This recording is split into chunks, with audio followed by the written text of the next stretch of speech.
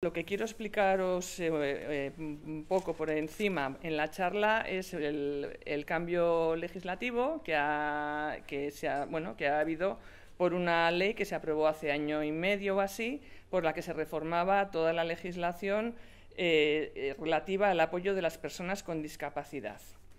Es una ley muy importante que ha dado un cambio muy grande en lo que eran las leyes sobre la discapacidad, porque bueno, es un cambio radical, es como un cambio de filosofía, porque donde antes se establecían tutores, o sea, se nombraban tutores para una persona. Ahora lo que se le hace es proveer de apoyos. Antes el tutor era, digamos, el representante de la persona con discapacidad, y lo que se entendía era que era una persona discapacitada. O sea, antes hablábamos de que a una persona la habían discapacitado y le habían nombrado un tutor. Y tenía una sentencia por la cual esa persona estaba discapacitada y se le nombraba un tutor, que era quien le representaba en todos los sitios para hacer cualquier trámite, cualquier gestión, era su representante. O bien también estaba la patria potestad prorrogada, que era que a sus padres, digamos, que se les volvía a restablecer en su carácter de representación de su hijo, y seguían representando a su hijo aunque su hijo ya pues hubiera cumplido la mayoría de edad, y pues porque se consideraba que al estar en una situación en la que no estaba en condiciones de igualdad con el resto de las personas, pues necesitaba, digamos, esa representación. Entonces, esta ley que se ha hecho en cumplimiento de una convención internacional, lo que dice es que desaparece la incapacidad. O sea, lo que dice es que todas las personas son capaces, todas las personas tienen capacidad jurídica.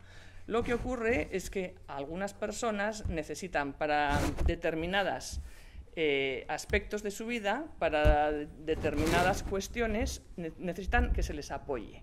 Entonces lo que necesitan es que se les den unos apoyos, pero parte de la base de que todo el mundo tiene capacidad jurídica, con lo cual desaparecen los discapacitados, desaparecen las discapacidades que existían antes, y lo primero que dice la ley es que todas las personas tienen capacidad jurídica. Entonces, bueno, lo que dice la ley, esta modificación de la ley, es que algunas personas que tienen algún problema de discapacidad puede que necesiten apoyos para determinadas cuestiones de su vida. Pues pueden necesitar apoyos para cuestiones económicas, pueden necesitar apoyos para cuestiones médicas, para desenvolverse haciendo gestiones o trámites en la administración, o para desenvolverse en lo que es su vida diaria, que necesitan ayuda, apoyo, pues para que se les ayude a manejarse en la vida diaria. Entonces la ley dice, bueno, que a cada persona cada caso será diferente, y lo que se hace es unos apoyos a la carta para cada caso, a cada uno lo que necesite, y nada más, y solamente lo que necesite es exclusivamente, porque no es lo único que se le va digamos, a establecer ese apoyo. Lo que dice la ley es que los apoyos que se le proporcionen a las personas que tengan alguna discapacidad y necesiten estos apoyos, pues serán según sus preferencias, deseos y voluntad. O sea, el apoyo que se le dé debe tenerse en cuenta las preferencias, el deseo y la voluntad de la persona apoyada. No se trata de sustituirla como antes y hacer lo que le parezca al tutor sin tener en cuenta a la persona, ¿no? Tendrá que contar con ella y ver cuáles son exactamente sus preferencias, sus deseos y su voluntad. Y luego la otra cuestión que es muy importante es que antes, cuando había una sentencia de discapacidad, se reconocía la discapacidad de una persona, se discapacitaba, pues era una sentencia, un auto que ya ahí se quedaba, digamos, como para siempre, se quedaba ahí para siempre. Bueno, pues ahora estas medidas de apoyo se tienen que revisar, y se revisarán periódicamente La ley dice que entre 3 y 6 años se tienen que revisar. Es decir, si ahora un juez, por ejemplo, acuerda unas medidas para una persona, para una concreta necesidad que tenga esa persona y exclusivamente para esa necesidad o necesidades, esas medidas dentro de entre 3 y 6 años, el propio juez dirá, pues estas medidas se revisarán dentro de 5 años, o dentro de 6 años, o dentro de 3 años, y se revisarán. Y si la situación ha cambiado, pues las medidas cambiarán, para más o para menos o para desaparecer, pero es muy importante porque ya los apoyos para las personas con discapacidad no es que se acuerden y se queden ahí y esa persona es como que ya para siempre está en esa situación. No, se tiene que actualizar y se tiene que ver dentro de X tiempo cómo está esa persona, si sigue igual o si la situación ha cambiado y es necesario cambiar estas medidas. Entonces, bueno, todo esto son son formas para que, digamos, que protegen a la persona que necesita ese apoyo. La ley establece, en general, tres medidas de apoyo, que son las medidas voluntarias, la guarda de hecho y las medidas judiciales.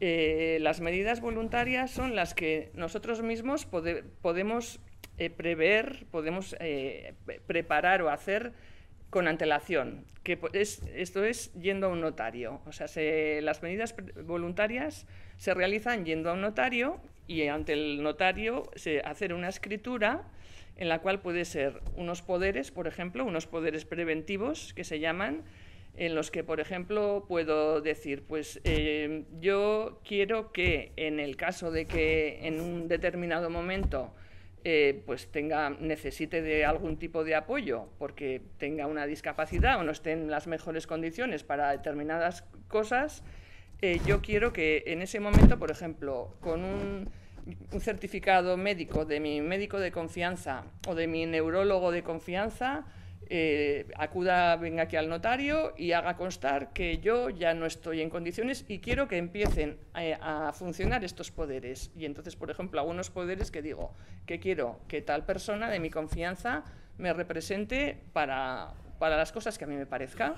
Entonces, las medidas voluntarias son muy amplias, son tan amplias como nosotros queramos. Podemos hacer lo que queramos. Es cuestión de pensar pues, si las queremos hacer, si pensamos que puede haber una necesidad, acudir a un notario, consultarlo con él y hacerlo.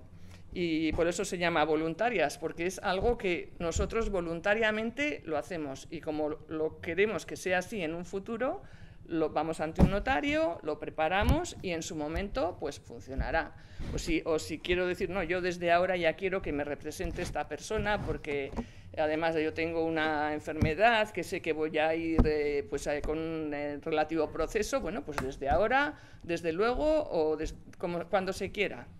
Y luego también se puede hacer ante notario una escritura que se llama de autocuratela, que lo que significa es que si en un determinado momento yo voy a necesitar que un juez me ponga unas medidas de apoyo, cuando llegue ese momento yo soy la que digo quién quiero que las ejerza. Entonces digo, para el caso de que tenga que ponérseme a mí una curatela, pues yo quiero que mi curador sea esta persona. O esta, y si no esta otra, o lo que sea. Yo nombro a quien quiero. Y eso luego el juez lo tiene que respetar, a no ser que sea un caso extraordinario, que diga, no, esto no se puede nombrar porque esta persona es que ha hecho una barbaridad y ha actuado en contra de la persona que le ha dado lo ha nombrado. Pero si no, el juez tiene que respetar siempre la voluntad de la persona a la que se le ponen las medidas de apoyo y tiene que respetar esa escritura de autocuratela, que se llama. Estas son unas de las medidas de la ley, que serían las medidas voluntarias. Luego, la segunda medida de la ley es la guarda de hecho. La guarda de hecho, la ley la describe, es como la constatación de una situación que es correcta. Entonces, por ejemplo, a una persona que tiene una discapacidad, que necesita unos cuidados, que necesita unos apoyos, le está cuidando otra persona, que puede ser pues, su marido, su mujer, sus padres, quien sea. Entonces, la ley lo que dice es que cuando una persona está ejerciendo correctamente la guarda de hecho de otra, pues continuará en el ejercicio de la misma. O sea, es una persona, es una figura que es la que conocemos todos, porque todos somos los que cuidamos de otra persona, pero la ley le pone un nombre, que es la guarda de hecho. Entonces, este guardador de hecho, la ley le dice que hay determinadas cosas para las que puede actuar sin más, para trámites sencillos. La ley dice que para pedir ayudas, para pedir recursos, la ley le habilita para actuar en nombre de la otra persona. Pero ya si hace falta cosas ya más importantes, o sea, para las cuestiones más importantes, el guardador de hecho tiene que pedir autorización judicial, que tiene su lógica, vamos. Entonces ya para las cuestiones importantes, el guardador de hecho tendría que solicitar al juzgado autorización judicial, por ejemplo, para enajenar bienes inmuebles, para regalar bienes o derechos pero que sean importantes, ¿vale? Para renunciar a derechos, para aceptar herencias, para hacer gastos extraordinarios, para pedir préstamos o poner una demanda en nombre de la persona a la que se está cuidando. Claro, para hacer contratos de seguros de vida, de renta vitalicia y otros análogos. Bueno, pues para estas cuestiones que ya son importantes y son importantes económicamente o personalmente, para esto el guardador de hecho no puede hacerlo. Entonces tiene que acudir al juzgado y pedir una autorización judicial. Y esto sería la figura del guardador de hecho. Y luego la tercera figura que contempla la ley son las medidas judiciales de apoyo. Y esto ya son las medidas puramente judiciales que nosotros hemos conocido siempre, que es lo que dice un juez, lo que establece un juez para una persona que necesita que se le provea de ayudas. Entonces, lo que antes era el tutor o era la patria potestad prorrogada. Entonces, ahora las medidas judiciales son fundamentalmente la curatela. La curatela es un poco lo que era el antiguo tutor, pero la curatela, como os he dicho, lo que hace la ley se establece concretamente solo para las cuestiones específicas que la persona necesite ayuda, y solamente para eso. O sea, no es un curador como era antes el tutor que le representa para todo. No, solamente va a tener representación para lo que el juez diga. Eso para cuestiones económicas, para cuestiones administrativas, para cuestiones sanitarias. El juez tiene que especificar para qué se le nombra curador, porque para todo el resto de las cosas, la persona que tenga su problema de su discapacidad es plenamente capaz jurídicamente, tiene capacidad jurídica total y absoluta para todo lo demás. Entonces, bueno, esto se hace mediante un procedimiento judicial. Y tiene dos tipos la curatela. Es la curatela en general, la ley dice que es de apoyo. ¿De apoyo qué quiere decir? Que el curador lo que hará es a la persona que le está prestando el apoyo, pues ayudarle a tomar las decisiones. Y estas decisiones, digamos que serían consensuadas entre la persona que está prestando el apoyo y la persona que lo recibe. Esto siempre, claro, hay que tener en cuenta pues que lo que es importante es lo que sea bueno para la persona. Entonces, claro, eso por supuesto tiene que ser bueno, no puede a uno porque se empeña en que algo es malo para él y decir que sí, porque siempre va a tener que firmar el curador. O sea, todas estas cuestiones el curador va a tener que poner su firma para que la persona que recibe el apoyo pueda hacerlas, pueda hacer lo que sea, cualquier acto. Pero bueno, esta sería la curatela, digamos, la normal, que es el apoyo normal. Y luego ya, cuando ya no sea posible no sea posible esto, porque es muy difícil saber lo que la persona quiere, lo que la persona tal, o sea, no se puede, digamos, contar con la opinión de la persona por la situación en la que está igual, ahí sí que es la curatela representativa. La curatela representativa es cuando sí que es necesario que sea el curador, él solo, el que tome las decisiones. O sea, digamos que es una curatela más dura y la otra es más suave. La curatela representativa, no es que sea dura, es que la curatela representativa es necesario que el curador sea él únicamente el que tome las decisiones, pues por las circunstancias del caso.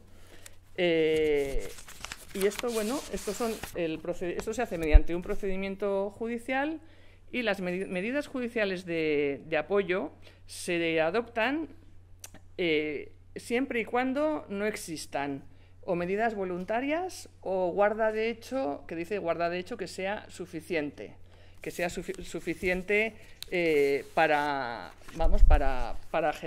ejercer esas medidas.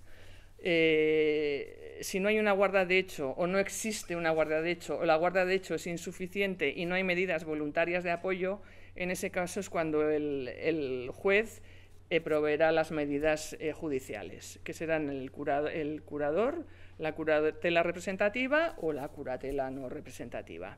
Y el caso del defensor judicial pues es para casos concretos. El defensor judicial se nombra para un caso concreto, por ejemplo, cuando hay un conflicto de intereses entre el guardador y la persona a la que se está prestando los apoyos, o cuando hay un conflicto de intereses entre el curador y la persona a la que se está prestando los apoyos. Cuando hay un conflicto de intereses puede ser, por ejemplo, hay casos en que el conflicto de intereses no significa que haya una discusión, significa, por ejemplo, que haya una aceptación de una herencia, en la cual la misma herencia son herederos la persona que necesita el apoyo y la persona que se lo presta.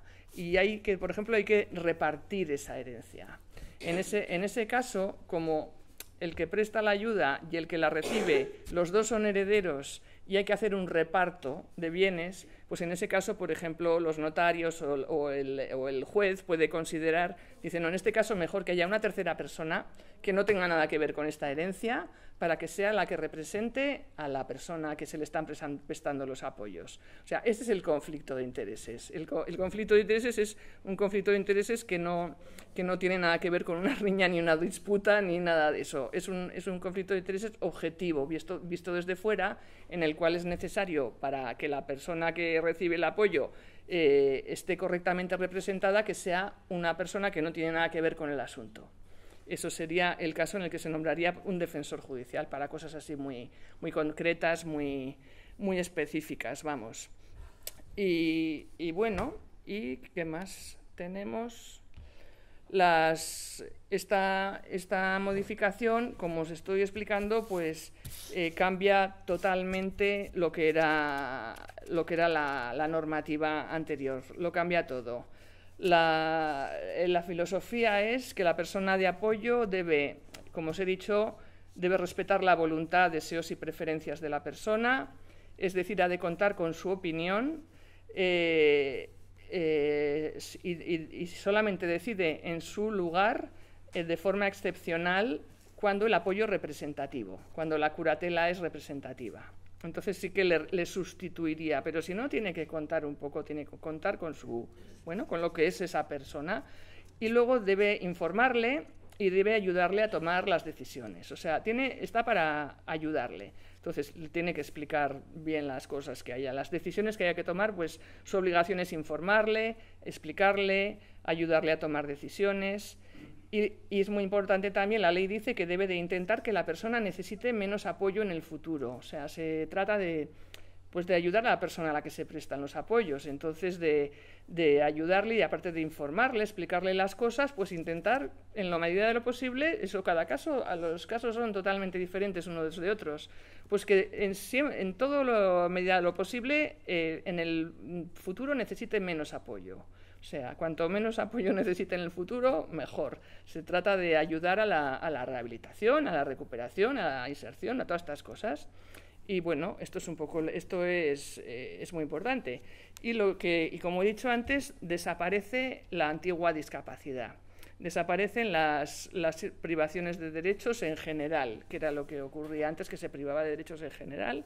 Todo eso, entonces, con la entrada en vigor de esta ley, que fue en septiembre del 2021, la situación de lo que eran las sentencias anteriores y los autos anteriores es la siguiente.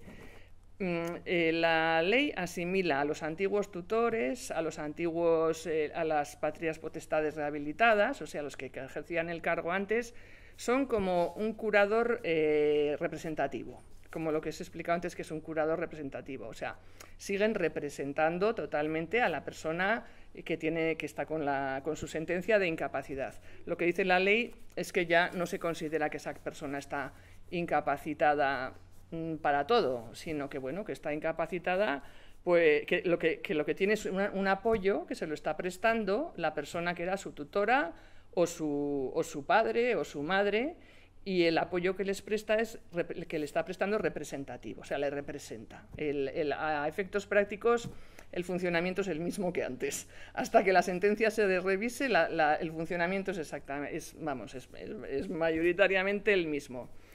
Eso, se asimila una curatela representativa, que es lo que pongo hasta su revisión, porque la ley dice que hay que revisar todas las medidas. Entonces ahora todas las sentencias que había de incapacidad, todas las sentencias y autos de incapacidades, de patrias potestades rehabilitadas, hay que revisarlos. Entonces, los juzgados, si nadie lo pide, si no lo pide la persona que tenía la ayuda, o no la pide su tutor o sus padres, el juzgado tiene la obligación de ir revisándolas todas en un plazo de 3 años, de ir revisándolo todo. Claro, los juzgados tienen con esto un trabajo enorme, porque tienen que revisarlo todo.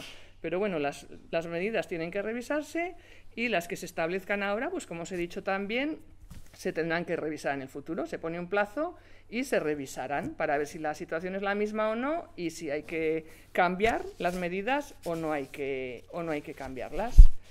Y bueno, esto es un poco a grandes rasgos lo que es esta nueva ley, claro, las cuestiones más llamativas de esta nueva ley, la filosofía de esta nueva ley es lo que os estoy diciendo. Y bueno, lleva poco tiempo en vigor, con lo cual tampoco ha dado mucho tiempo para que se vayan resolviendo los procedimientos. Sí que hay ya varias sentencias, varias cosas, pero bueno, lleva 1 año y medio. Y bueno, el procedimiento para que sepáis, el judicial, cuando hay que acudir al juzgado para que se le nombren unas medidas a una persona, pues es acudir al juzgado, y se tramita. El juez lo que va a hacer es fijar las medidas en función de todo lo que se le presente, de todas las pruebas que tenga. Entonces, es necesario que haya informes de todo tipo: informes médicos, informes psiquiátricos, informes sociosanitarios. Todo esto es necesario. Si, por ejemplo, una familia, una persona quiere acudir al juzgado para pedir que se establezca una medida de este tipo, si pueden ellos aportar estos informes, pues mejor. Y todos los informes que se puedan aportar, pues cuantos más se aporten, mejor. Pero si no puede aportarlos, el propio juzgado los pedirá. Porque el juez lo que va a hacer es, para cuando el juez decida lo que él considera oportuno, que tiene que establecer, va a haber pedido informes, por ejemplo, al centro donde le están tratando, si está ingresado en un centro esa persona al centro, si tiene un psiquiatra en el centro de salud mental, los informes del psiquiatra. Va a pedir todos los informes que se le diga o que él considere que puede tener esa persona. Y luego, además, le reconocerá al forense. O sea, le citarán un día a la persona a la que se le ha pedido para que se establezcan las medidas, se le citará para que el médico forense le examine. El médico forense tendrá todos esos informes que ya se han aportado, que el juzgado ha pedido, que constan ya en el expediente, y bueno, con todos esos informes, con la información que ellos también tienen, yo creo, directamente de Osakidetza, creo que pueden tener información también los forenses. Con todo eso, él hará en ese momento también un informe de esa persona, un informe ya particular del forense. Luego habrá informe del forense, informe de todos los centros, de todos los médicos que le estén tratando. Se pedirán esa es la información que va a ser necesaria para establecer las medidas. Luego, siempre tendrá el juez, va a tener una entrevista con esa persona. y va a entrevistarlo personalmente, va a hablar con él, va a tener una conversación bueno, y lo va a examinar personalmente para ver el juez, cerciorarse personalmente de cómo está esa persona, de lo que están diciendo esos informes, el poder cotejarlo un poco, comprobarlo. Y luego también se escuchan a los familiares más cercanos. También en la solicitud se pone quiénes son los familiares más cercanos de esta persona, porque al juez también le interesa un poco saber la opinión de los familiares más cercanos. O sea, es un procedimiento que es muy completo y que lo que trata es que de las medidas que sean estrictamente necesarias poner para esa persona, pues que estén puestas de una manera razonada y que sean necesarias e imprescindibles. Y ese sería un poco el procedimiento judicial. Entonces, esto sería un poco en cuanto a la práctica. Esto os estoy explicando un poco en lo que es la práctica en el juzgado cuando hay que pedir unos apoyos para una persona con discapacidad. Es un poco el procedimiento que os acabo de explicar, en qué consistiría. Luego, como cuestiones prácticas. Respecto a la guarda de hecho, claro, la guarda de hecho es algo que es constatar una situación existente. Bueno, pues eso a veces es difícil de probarlo si tienes que ir a un sitio, a una oficina y decir, no, a mí vengo a firmar esto en nombre de mi marido porque soy su guardadora de hecho. Y dirán, bueno, ¿y por qué es usted su guardadora de hecho? O en nombre de mi hijo, o de mi hermano, o lo que sea. Claro, en los sitios te piden siempre papeles. Entonces, luego el problema con la guarda de hecho muchas veces bueno, pues está siendo cómo demuestra el guardador de hecho que es el guardador de hecho. Entonces, bueno, la Seguridad Social, en algunos sitios dicen, bueno, pues con el certificado de empadronamiento, con el libro de familia, bueno, documentos que se puedan tener en casa para justificar que estás tú cuidando de esa persona, bueno, pues los documentos que puedas tener.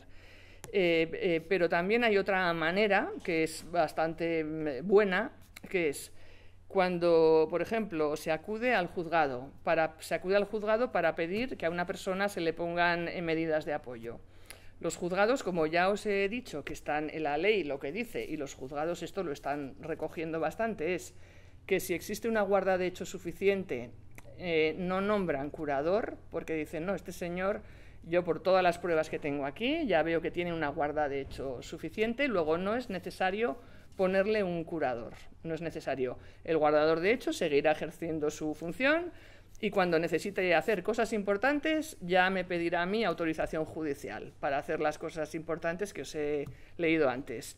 Entonces, en este caso, lo que es importante es que en esa resolución del juzgado, en el que el juzgado dice que no hace falta ponerle a esa persona un curador porque ya tiene un guardador de hecho, que diga quién es la persona que es el guardador de hecho. Entonces, eso es muy importante, porque ya con esa resolución que es de un juez, se puede ir a todas partes y dice, mire, aquí pone que el guardador de hecho soy yo. Y si pone el juez las funciones para las que puede el guardador de hecho actuar, mejor todavía, que en algunos casos también lo ponen. Pero vamos, eso es una manera, por ejemplo, con la práctica que... Sí, dime. Con el tema del guardador de hecho, si que el juez califica que bueno, que este sí es guardador de hecho y tal, le estás poniendo concretamente a la persona discapacitada un tutor. Bueno, no es eso. Mira, si quieres, hacemos una cosa. Sí. Si quieres, bueno, acabo con lo que estaba diciendo, luego ya pasamos a un turno de preguntas, pero lo primero que hago es contestar a lo que me estás planteando. Si quieres, para que no pierda yo... Estoy acabando ya, Estoy acabando. Luego, cuando acabe, explicaré un poco mejor lo del guardador, de hecho, con la pregunta que me has dicho. Bueno, lo que se estaba diciendo era eso, que en esa resolución, en que se reconozca quién es el guardador de hecho, pues por lo menos pone el nombre de esa persona, y eso nos sirve para a los que estemos ejerciendo la ayuda, para poder ir a oficinas, a donde sea, pues para demostrarlo. Y bueno, esto es una cuestión, por ejemplo, práctica, que está surgiendo con el tema del guardador de hecho. Y luego otra cuestión también que está surgiendo, también hay un poco de problemática, a mí me está surgiendo, es cuando es necesario establecer judicialmente medidas de apoyo para una persona que no tiene en su entorno quien las ejerza, o sea, que no tiene un familiar que pueda ejercer esas ayudas, por ejemplo. Entonces, claro, aquí la ley dice que todo el mundo tiene derecho, o sea, todos tenemos derecho a que en el caso de necesitar medidas de apoyo se nos pongan. Si se nos van a poner medidas de apoyo, primero iría la persona que nosotros hemos nombrado, como os he dicho antes. Luego, pues la ley establece una serie de un orden que el juez puede alterar también, y son pues el marido, la mujer, los hijos, los padres, los hermanos, tal. Y si finalmente no hay nadie, la ley dice que lo tendrá que ejercer una fundación o persona jurídica sin ánimo de lucro, pública o privada, entre cuyos fines esté la asistencia y promoción y autonomía de las personas con discapacidad. Bueno, pues en este caso, porque hay personas que no tienen a nadie en su entorno que pueda ejercer el apoyo, porque ejercer el apoyo es muy duro también y tiene su responsabilidad y su trabajo. Pues no lo tienen. Entonces, bueno, a veces estamos teniendo problemas para encontrar a esta fundación o persona jurídica que pueda ejercer esto, porque por ejemplo, aquí en Guipúzcoa creo que son 2 fundaciones, las 2 son privadas y bueno, pues yo por lo que he sabido pues están desbordadas, tienen muchísimos casos, muchísimo trabajo y claro, el curador tiene que aceptar el caso. Entonces, estos casos en los que no hay nadie, pues parece ser que hay que tramitarlos y gestionarlos a través de los trabajadores sociales y que los trabajadores sociales lo trasladen el caso a Diputación y que Diputación la traslade a estas fundaciones. Y claro, pero todos esos pasos son largos, son complicados, son tediosos y en todos esos pasos pues puede haber obstáculos de que o bien unos o bien otros les parezca que no es necesario.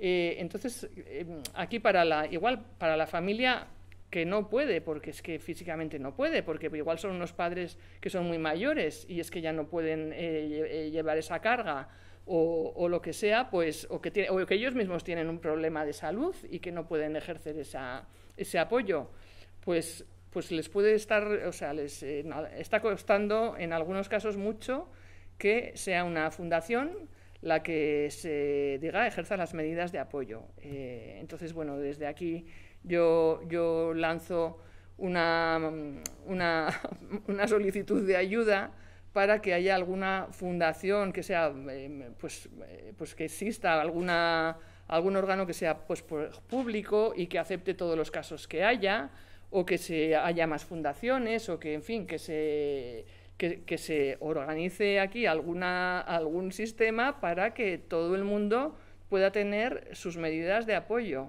y si no hay nadie que las pueda ejercer, que haya alguien que las ejerza, porque la ley le da el derecho a que se le pongan esas medidas de apoyo. Y bueno, eso es un poco también, bueno, por último también una cuestión práctica que existe, para que sepáis, es la figura del albacea testamentario, que hace poco surgió, bueno, en una conversación que tuvimos.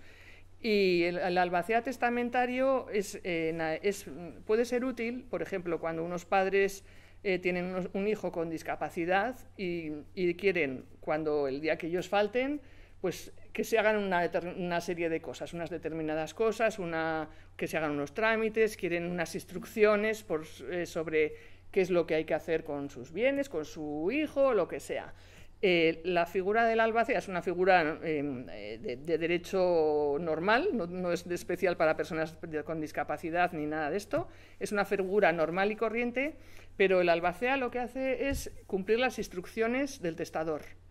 Entonces, bueno, en un determinado momento puede ser una ayuda para que, si unos padres desaparecen y ahí queda como un vacío temporal, por ejemplo, para que mientras se le provean a una persona de esas medidas de apoyo o se le busque lo que sea, se le busquen unos recursos, pues se puede nombrar a una albacea, que sería una persona tercera. La albacea es como un encargado de que el testamento se cumpla. Y lo único que tiene que hacer es encargarse de que eso se cumpla y luego su función ya desaparece. Ya lo ha cumplido y el albacea desaparece. Entonces, bueno, es una figura que puede ser útil.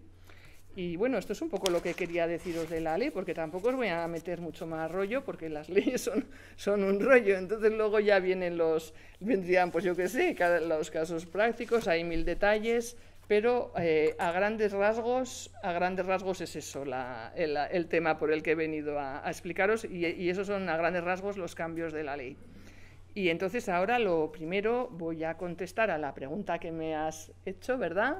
Sí. Allá al fondo, que me decías que el guardador de hecho... Sí, se podía convertir completamente como si... la autorización de la jueza, como que le daba el carácter de curador. Pues para pedir los trámites en las instituciones y tal y cual, sí. Un tutor, como el poder de un tutor. Bueno, No tiene el poder del tutor, ahora no tiene el poder del tutor. Ahora a los tutores de antes ahora se les llama curadores, digamos, y curadores tienen como menos poderes que los tutores de antes, porque los tutores de antes tenían el poder absoluto de representar a esa persona. Y ahora, cuando se revisen los casos, ahora mismo los tutores sí que tienen el poder que tenían antes o similar, porque se asimila a lo que sería un curador representativo, o sea, representan a la persona, pero el caso se revisará. Y el caso de esta persona, cuando se revise, el juez dirá para qué necesita específicamente un curador. Y le pondrá un curador o dirá que tiene un guardador de hecho. Entonces, el guardador de hecho, sus poderes son poderes como del día a día.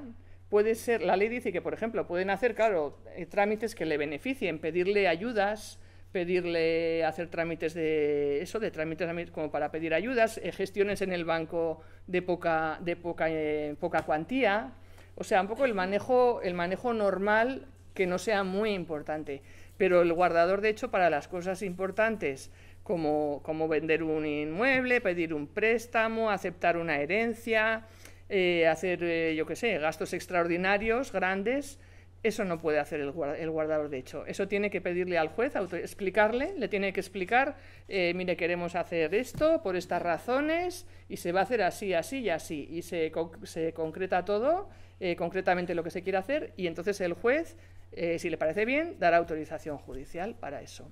Y otra pregunta te quería hacer. No, para eso estoy. Que está concretamente con una incapacitación, concretamente los rasgos de su propia incapacitación van a durar 5 años hasta que se revise la incapacitación. O sea, pues se revisará. ¿En qué situación estamos? ¿Estamos en la curatela o estamos que todavía hay mucha gente incapacitada que... Los que tienen las sentencias tienen que revisarse en principio en el plazo de 3 años. Que bueno, que será más, me imagino, pero bueno, nos movemos por esos márgenes más o menos. Las que se establezcan ahora se establecen entre 3 y 6 años. Bueno, pues los juzgados harán lo que puedan, intentarán revisar en 3 años, y si no pueden en 3 años, los harán en 4 o en 5, pero lo acabarán revisando todos los casos. Entonces, ahora la situación en la que están las personas que tienen una sentencia, pues es una situación bastante similar a la que tenían hasta ahora, porque su tutor será como un curador representativo. O sea, su tutor va a seguir representándoles en todas partes, pero esto entró en vigor en septiembre del 21, pues tarde o temprano se revisará. Y cuando se revisará se verá el caso concreto con estos informes que digo. Y luego otra cuestión también es que la propia persona para la que se han establecido los apoyos en cualquier momento puede pedir que se revisen también. O sea, si a él le parece que esos apoyos tienen que modificarse por alguna razón, él mismo, la persona para la que se prestan los apoyos, tiene siempre derecho a ir al juzgado, a pedir lo que considere necesario para él. Sí. Antes has comentado bueno, qué posibilidades hay a la hora de ejercer esa representación. ¿Qué pasa? ¿Quién puede iniciar el procedimiento de solicitud de las medidas de apoyo cuando no hay familia, cuando no hay nadie alrededor o puede haber conflicto de intereses entre... Cuando, bueno, las medidas de apoyo las pueden iniciar la propia persona, su esposo, su esposa, los padres, los hijos, los hermanos, y si no, el fiscal. Porque no se ha hablado del fiscal en todo esto. El fiscal interviene en todos los casos judiciales en el que se establezcan unas medidas de apoyo o cuando se revisen, se establezcan, se pidan autorizaciones judiciales, siempre se comunica al fiscal, porque el fiscal le tiene que parecer bien. O sea, el fiscal es como un defensor de la persona con discapacidad, actúa como en su defensa, siempre. Entonces, todo lo que se esté pidiendo para él o lo que se esté solicitando tiene que pasar siempre por el fiscal, y el fiscal siempre tendrá que decir lo que le parece. Y si lo que parece de lo que se ha solicitado, de lo que se está barajando, de lo que sea. Y en el caso de las personas que no tienen a nadie, es el fiscal el que solicitaría. El fiscal es el que debe de solicitar cuando conozca que existe un caso. Entonces, por ejemplo, si alguien conoce un caso yo estuve en una charla que habló la fiscal especializada para estos temas, y os voy a decir lo que dijo ella, que dijo: si alguien conoce algún caso de una persona que necesite medidas de apoyo y no las tiene, y no se las piden a su alrededor, o no tiene quien se las pida, comunicarlo a la fiscalía. Hay que comunicarlo a la fiscalía. Se presenta un escrito, se explica la situación, se pone el nombre de la persona, los datos, pues si se sabe qué médicos le están atendiendo, o en qué centro está, o en qué situación está, porque hay gente que está incluso en situación de calle, pues se pone lo que haya que poner, y se pone en conocimiento del fiscal. Y el fiscal es, digamos, el defensor de estas personas, y es el que iniciará este procedimiento. Sí. ¿Es vinculante lo que diga el fiscal siempre? El fiscal da su opinión. Sin más. Da su opinión. Y el juez es luego el que resuelve. Y para resolver tiene en cuenta lo que diga el fiscal, lo que digan los informes, lo que diga el forense, lo que diga todo, lo que digan los demás. Sí. Que luego estas resoluciones también se pueden recurrir, pero sí. Buenas tardes. Sí, hola. Bueno. Yo quería preguntar, en los casos que no... familiar o lo que sea, no tenemos curatela, no tenemos ninguna de esas cosas que se firmaban antes, porque sí. Creíamos que era más importante su independencia en todos los sentidos. Sí. En un momento determinado ha ingresado voluntarios a una psiquiatra, luego después es involuntario. Sí. Lo que no sé es si se le ha mandado a hacer la revisión del médico forense. Sí, pero el médico forense es para los casos en que están en el juzgado, ¿eh? Sí, pero ¿en qué se basa para estar en el juzgado? En que alguien lo solicite. Sí, por eso, pero sí. ¿Cómo lo puedes saber quién lo ha solicitado? ¿Cómo puedes saber quién lo ha solicitado? Sí. Pasa, llegó un papel que sí. Él tenía que ir a revisión y yo escribí sí. que él no estaba en condiciones de hacerlo y que yo podía ser su tutora o su curatela, sí. en este caso, sí. Y ahora estamos en el proceso de que la ha visto el médico forense. Yo no sé quién ha sido el proceder, de dónde ha venido. Por supuesto, el médico forense no te lo dice. Y por supuesto, todos los informes que han entregado no están en la parte que tú dices que es la familia. Exactamente, sí. Entonces, quería saber cómo... es en esos casos, porque a lo mejor los hay, no creo que sea yo en este momento la única que esté en esa... Sí, el papel los ha venido del juzgado, o sea, ya pone que está en el juzgado. Porque claro, es mayor sí, sí. No aparezco en ningún lado. Sí. Yo Esto es... familiar, no sé cómo ponerlo ahí en el... claro. De 35 años. Este es uno de los problemas que tienen las familias muchas veces. Las familias tienen el problema de que pues la persona que tiene un problema de salud mental es mayor de edad y no se le proporcionan datos a la familia. Aunque en algunos casos la familia, por lo que sea, pues sí, yo qué sé, yo siempre ha conseguido, digamos, esos datos porque siempre la ha acompañado, siempre, yo qué sé. Hay casos en los que la familia conoce, pero hay casos en los que, desde luego, mucha gente protesta porque tienen dificultades para conseguir la información sobre, claro, la persona que igual es la que tú estás cuidando y no puedes tener la información. Pues es la verdad, no tiene mucha lógica eso. Entonces, no sé, nosotros de Agifes hemos pedido una entrevista con la jueza especializada en Donostia. Hay un juzgado que está especializado para las discapacidades. Y bueno, hemos pedido una entrevista para poder hablar con ella, porque la jueza cambió hace unos años, antes había otra y ahora la de ahora lleva unos años. Y queríamos plantearle varias cuestiones, y una de las cuestiones, pues por ejemplo, era esta: cómo hacer para que los familiares que están muy interesados en saber el estado del procedimiento, en saber el contenido del procedimiento, lo que se está discutiendo y resolviendo, cómo hacer para que puedan enterarse. Entonces, claro, yo no sé, a ver lo que nos dice ella. Yo no sé si se podrán personar, porque se puede uno intentar personar en un procedimiento con un procurador, o sea, coge un procurador y que vaya al juzgado y que diga: me quiero personar en este procedimiento. ¿Por qué? Pues porque soy su guardador de hecho, por ejemplo, ¿no? Yo escribí una Sí. donde ponía que yo quería ser su curadora y su padre también. Ya. Pero contestaron, porque me llamaron por teléfono y me dijeron que le llamarían con una cita para el médico forense, cosa que ya se ha hecho. Sí. Pero yo no sé si mi reclamación está también ahí dentro de ese pedido. Ya. O no. Ya. O van a seguir haciendo lo que ellos quieran, que tampoco Ya. no sé de dónde viene. Ya, sí. Entonces, yo intentaría, claro, sí. Un poco incertidumbre. Por supuesto.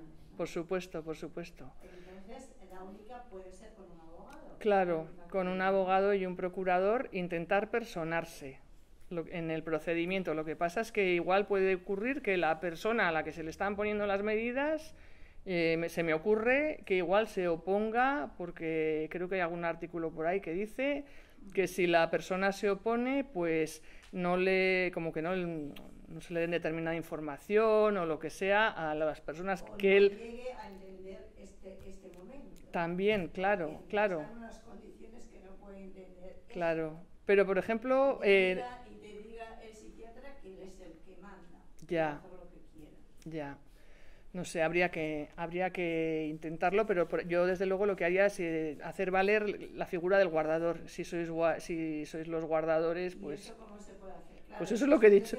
Claro, eso es lo que he dicho antes. Pues decir, en el escrito algún escrito que hagáis, o ir a un abogado, procurador, y decir: somos sus guardadores de hecho y estamos todos empadronados en la misma casa. Tenemos un libro de familia, tenemos, yo qué sé, lo que podáis encontrar que demuestre que una convivencia o algo. Es que hace un montón de cosas oficiales desde casa.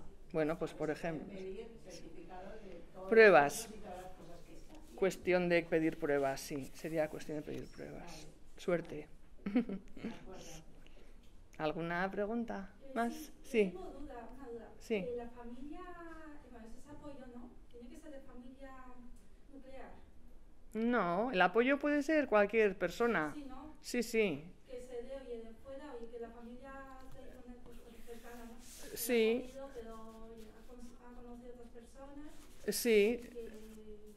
Sí, no puede proponerse a la persona que sea. A una persona se exponen las razones por las que se quiere proponer a esa persona y se le propone, y el juez decidirá si le parece bien o mal. Claro, si no hay otras personas que lo quieran ejercer y hay una razón justificada y unos argumentos, pues yo creo que deberían de autorizarlo, claro.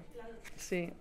Perdón, en el documento de voluntades anticipadas pone que puede haber 3 Sí. personas. Sí. Me imagino que es algo allegado a lo que estamos hablando, ¿no? O no tiene nada que ver, porque tampoco creo que tiene mucha importancia, mucho poder el documento de últimas voluntades, aunque firme él que está de acuerdo con esas personas. Pero dices, porque es que no lo entiendo, porque existe un documento de esos, existe. Por la ley de últimas voluntades de salud mental, en la última página pone quién lo quiere estaría. Eso yo no sabía. Sí, yo tengo la fotocopia y si no, pues búscalo así porque viene. Sí. Todo, pero que quería que era esa parte que dices de voluntades, pero parece ser que no es. No sé lo que pone exactamente en ese.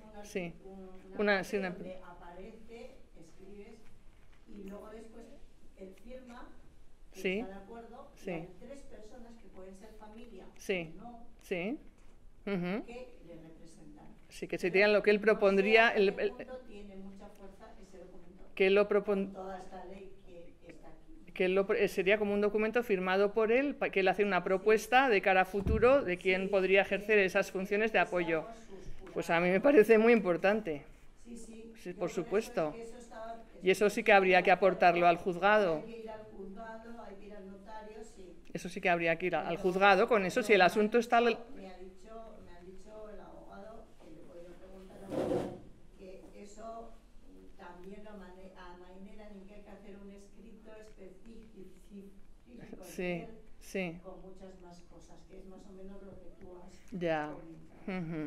Pero que sí, que lo he dicho por ella. Sí, eso es muy importante. Se llama últimas voluntades en salud mental. No tiene nada que ver con últimas voluntades de las otras enfermedades. Sí. Pero en esta también la carpeta de salud sí que aparece últimas voluntades también. Pero eso es para cualquier enfermedad. Claro. Pero en este caso está metido dentro de la ley de salud mental. Nada que ver. Muy bien. ¿Alguna pregunta más? Yo quería hacer una. Esta ley que se ha aprobado, que al final la echa por tierra, pues todo el tema de las tutelas y todo esto, y se va a revisar y tal y cual. Esto podría pasar, en un caso hipotético, de que esta ley la quitaran. ¿La quitaran? Que volviéramos atrás por temas de política o por temas de... Eso se puede siempre. Eso puede pasar siempre. Las leyes cambian. Sí. Pero bueno, no sé, esperemos que no cambien mucho, porque eso es, si cambian que sea para mejor. Eso es, sí. Eso es. Pues muy bien. ¿Algo más? ¿Alguna otra cuestión? Pues oye, sí. Que todos los años presentamos las cuentas, sí. Los gastos y todo. Y el año pasado no nos mandan una carta diciendo está bien o nos han mandado siempre, pero ahora este año pasado no. Entonces nos dijeron que siguiéramos preparando los papeles. Sí. Y hemos entregado esta vez. Sí. Y dice que no, que un día me van a llamar a mí con mi hijo. Sí. Para hablar. Sí. Y que de momento pues no te preocupes, eso será lo de la revisión, es la famosa revisión, sí. No te preocupes y no importa que no hayan contestado. Sí, no importa que no hayan contestado, tienen mucho jaleo con todas estas cosas y bueno, y están revisando los casos, por eso quieren hablarán un día, te citarán para ir con tu hijo para revisar el asunto. O sea que tú tranquila. Sí, sí.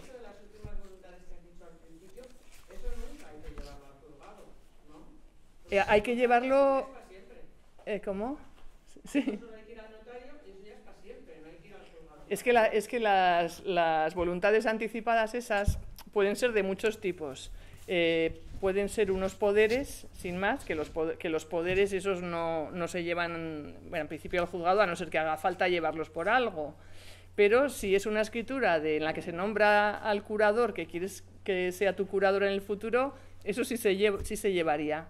Sería porque en el caso sería como lo que está diciendo ella de Osakidecha un poco, es en el caso de que en el futuro sea necesario que un juez establezca las medidas para esa persona, se le lleva la escritura en la que él dijo quiénes querían que fueran sus curadores. Y el juez tendrá que poner a esas personas. ¿Pero eso no hay que anotarlo en el nacimiento? En el nacimiento se anotan muchas cosas, pero bueno, puede que en el registro civil sí, cuando se va al juzgado se pide también la inscripción en el registro civil de esa persona. Entonces ahí sí que aparecerá que ha dado unos poderes. Entonces, si por ejemplo quien sea no los lleva, el juez lo verá y los pedirá. Pero claro, lo que se tienen en cuenta. O sea, el juez los tiene que tener en cuenta. Le aparecerán ahí. Le aparecerán. Eso es. ¿El paciente podrá cambiar de opinión? ¿Eh? El paciente, sí. la persona sí. podrá cambiar de opinión. Ah, claro. Claro, y entonces, claro, eso los poderes que ha dado ya no valen. Tendrá que ir otra vez al notario. Es como los testamentos, que se pueden cambiar todas las veces que se quieran. Pues esto lo mismo. Eso es. Pues muy bien. No sé, si no hay nada más, pues daros las gracias por venir hasta aquí y bueno, y recordaros que en Agifes estamos para ayudar a las familias, que les damos información, les damos apoyo y los acompañamos en cada una de las situaciones. Y la verdad es que yo lo he utilizado y es muy de agradecer. Y bueno, y que existe un servicio gratuito de acogida y orientación, que ahí pues la verdad es que te dan mucha información y te ayudan. Y luego hay muchos programas, hay muchos recursos, y la verdad es que las familias muchas veces lo que nos encontramos es con falta de información y sobre todo, y no conocemos los recursos que hay, no conocemos lo que nos puede ayudar, es que no lo sabemos, ni los trámites que tenemos que hacer, a dónde tenemos que acudir, no sabemos que existen unos programas o otros programas o pisos o centros. Entonces Agifes sirve un poco para este vacío que hay, que no se nos proporciona información desde otros estamentos. Y también deciros eso, que Agifes ahora una de las estrategias de Agifes inmediatas es aumentar la presencia en todas las comarcas de Guipúzcoa. Entonces, acercarnos más a todas las comarcas, hacer más actividades, dar más charlas. El otro día se proyectó una película en Tolosa, que debió ser muy bonita. Hoy damos aquí la charla y se está buscando un local para abrir para esta zona. Y bueno, que si tenéis alguna idea, pues que todo es bienvenido, sí.